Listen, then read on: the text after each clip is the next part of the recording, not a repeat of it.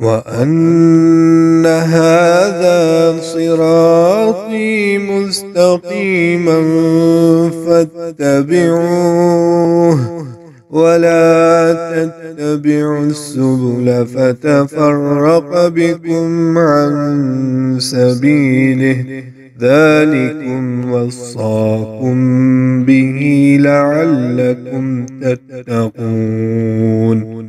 أعوذ بالله من الشيطان الرجيم. بسم الله الرحمن الرحيम।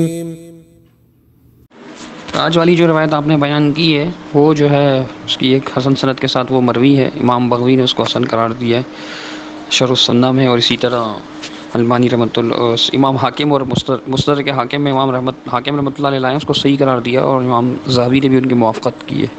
तो उसमें यह बात है कि मन क़रा अल कुरआन व तअल्लमहु व अमिल बिहा, जिसने कुरान मजीद पढ़ा, उसका इल्म हासिल किया, उसको सिखाया और उस पर अमल किया, अलबस यौमल क़ियामती ताजन मिन नूर, उसे जो है वो ताज पहनाया जाएगा, नूर का ताज, जिसकी रोशनी ऐसी होगी, और ये सारी चीज़ें मतलब उसमें हैं।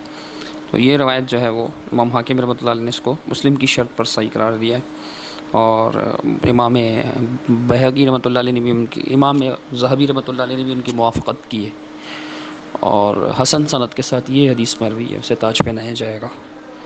यह रवायत तो है। वालिदैन वाली रवायत जो है उस पर कलाम है, उसमें ज़बान नाम का एक रावी है, वो ज़ईफ़ है कि वालिदैन को ताज पहनाया जाएगा। अलबानी रहमतुल्लाह अलैह ने भी उसको ज़ईफ़ करार दिया है। वल्लाहु अअलम।